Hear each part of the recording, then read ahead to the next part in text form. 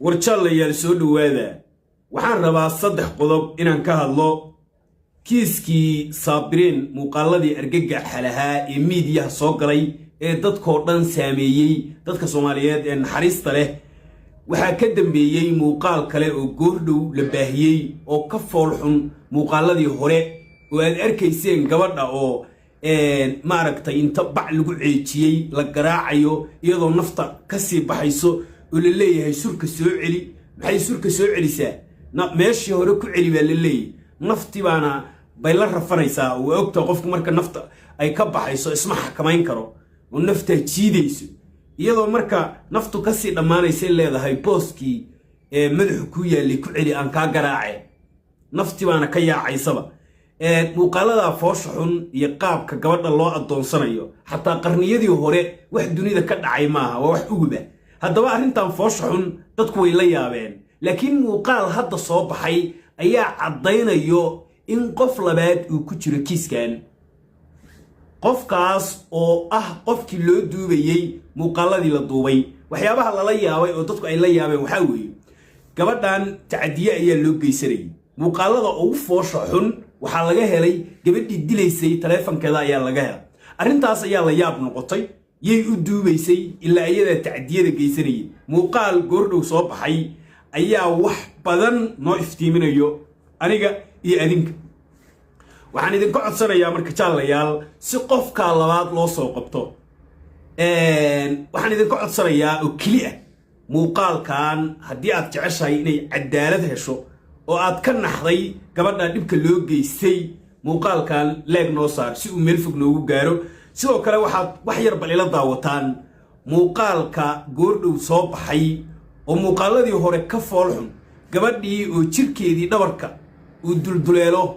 oo madaxii uu dulduleelo ayay muuqaal ka duubaysaa kadibna fariin ayay muuqaalkaas ku lanaysaa muuqaalkaas ayaan rabaa wax yar inaan sharaxo balse ka hor ila daawo horta muuqaalka isu tagna waxa ka sameeyaa waxaan qariyo waxaan la hoos u fiiray waxaanaya deegaankaas wuxuu ka da'ayay soo jeed muuqaalkan si fiican markaa u daawatid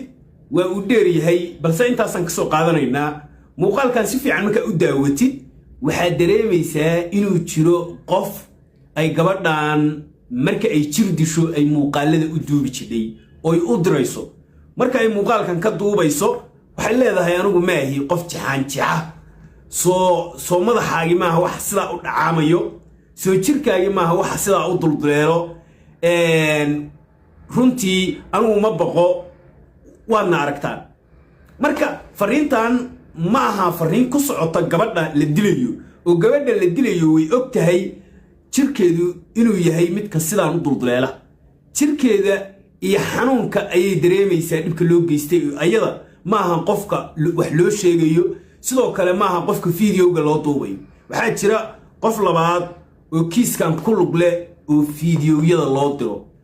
taasina waxayna tusaysaa in cadaawad maaragtay qofkaas uu u qabay faamilka gabadhan iyo gabadhan oo hadda wax dilayso intaba inay xiriireen ayaa dhici karta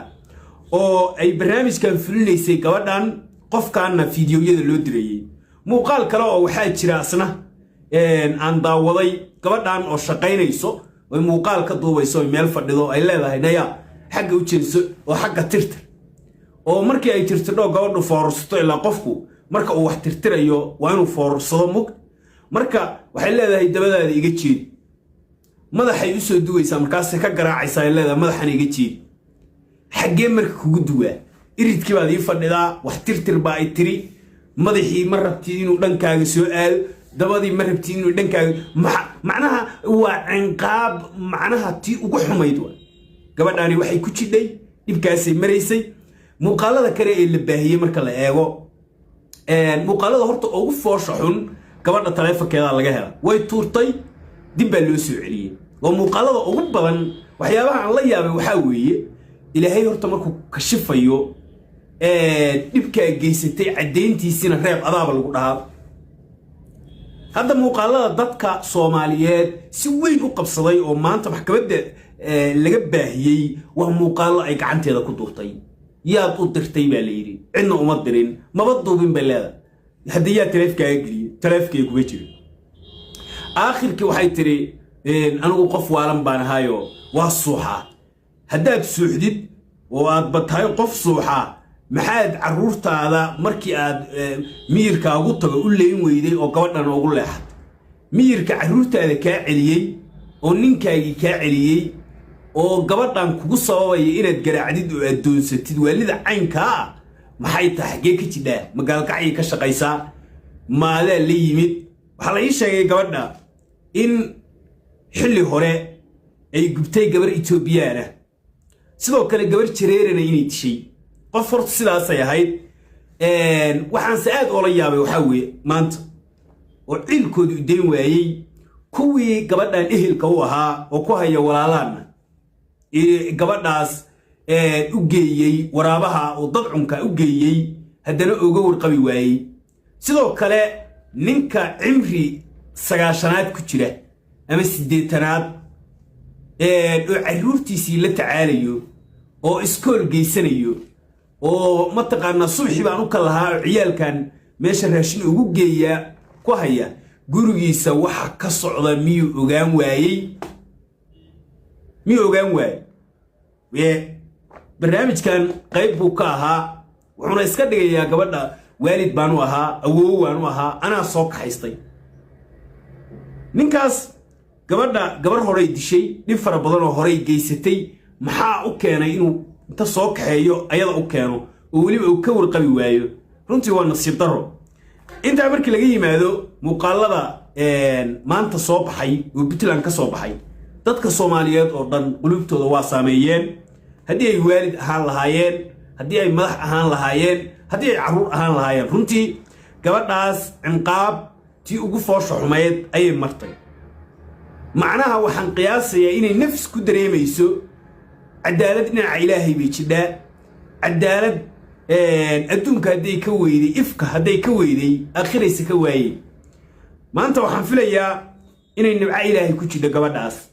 dhibkii ay ku jirtayna ay ka raysatay waxaa la yidhi noloshuba geeriduba marbay nolosha dhaantaa runtii dhibkaa gabadha ay ku jidhay iyo silaca iyo foolxumada iyo haddana naagtii inta la keenay ayay miidiyaha soo hor fadhidaa oo weliba waxay iska dhigaysaa shariifad waxay leedahay waa u qubayn jiray dharkaaga dhaqaan dhihi jiray mataqaanaa shaabuuggan aayar dhabarka uga garaaci jiray ma faras baa maxaa shaabuug u keenay shaabuug waxbaa lagu cinqaabaa dembi markii la galaa dadka lagu cinqaabaa fardaha lagu kaxeeyaa maxaa qof ilmo yar oo sabi ah inay shaabuug ku garaacdo maxaa u keenay oo sidaa ugu murxiso runtii waa arrin masiibo ah weeye banaanbax ballaaran baa gaalkacyo ka soconayo dadka reer gaalkacyo dhiiranaan bay muujiyeen dadnimay muujiyeen way isku soo baxeen banaanbaxaas waxaa cadaalad loogu raadinayaa saabiriin oo 13 jir ahayd oo si foolxun gaalkacyo loogu dilay oo arxan daran marka waxaan leeyahay haweenka gaalkacyo iyo reer gaalkacyaba haddaad maxkamad ahaan lahaydeen haddaad maamul gobol ahaan lahaydeen haddii aad maamul goboleed ahaan lahaydeen iyo heer degmo heer maamul intaba kiiskaas waa idin quseeyaa haddii aad kiiskaas ka cadaalad fali weydaanna Soomaaliya meel iyo cid dambe cadaalad helayso oo laga sugayo ma jiro 9 jeer ayuu ka foolxun yahay kiiskii Aisha Ilyas oo Puntland ay cadaalad u heshay waxaan rajaynayaa maamulka Puntland madaxda shacabka iyo bulshada iyo cid walba maanta ma u malaynaysaa inuu jiro oo uu koonkan saaran yahay qof qabiil ku difaacayo ama ehel iyo qaraabanimo ku difaacayo gabadha arxanka daran ee bilaan naxariista ee gabadha sida u silcisay ee sida u dishay baan uga xumahay gabadhaasna runtii geerideeda kama naxayo waxaan ka naxayaa inay balaayadaas iyo inkaarta iyo cuqubada inay la sii joogi lahayd maanta anigu waxaan aaminsanahay in culays ka degay gabadha intay kuwaas ku sii jiri lahayd kaaga daranta waxyaabaha aan la yaabay kiiskan aan ka raadiyey oo aan ku arkay oo aan la yaabay waxa weeye wuxuu ku leeyahay 2 bilood ninka la wareysanaya waxa leeyahay gabadhan imisay kula joogtay goorma halkan geed wuxuu leeyahay 2 bilood ayay nala noolayd oo ay nala joogtay war walaalow ma gabadha saqiirka oo 2 bilood idin la joogtay ayaa waxa soo dab ah iyo waxa soo dil ah iyo waxa soo nabar ba jirkeeda ku yaala oo laga helo maxaad ku dilaysay 2 bilood bay idin la joogtay 2 bilood miyaad timaha uga xidheen oo aad sida ugu jirdisheen oo nolosha 1000 sano oo cinqaaba u mariseen waa runtii waa aad oo la yaabay waxaan isiri gabadhu waa gabar ay soo korsadeen laakiin hadda dhow baa loo geeyay wax yar ka hor baa loo geeyay waana dileen sida aragto arxanka daran bay u galeen waxaan rabaa marka gabadhan kaaga daranta waxa aad ii sii xanuujisay waxa la igu yiri saabiriin aabana ma lahayn hooyana ma lahayn calashaan rajo iyo agoon ayay ahayd sabi saqiira ayay ahayd oo aan qaangaarin oo aan dambi loo qorin ayay ahayd waxay ahayd ruux soo qaraabsaday oo la noolaa awowgeed iyo ayeedeed oo isqaba runtii waxay ahayd gabar u shaqaynaysay oo guriga ugu shaqaynaysay oo wax badan u qabanaysay jaallayaal meel kastoo aad joogtaan allah u naxariisto ayaan leeyahay saabiriin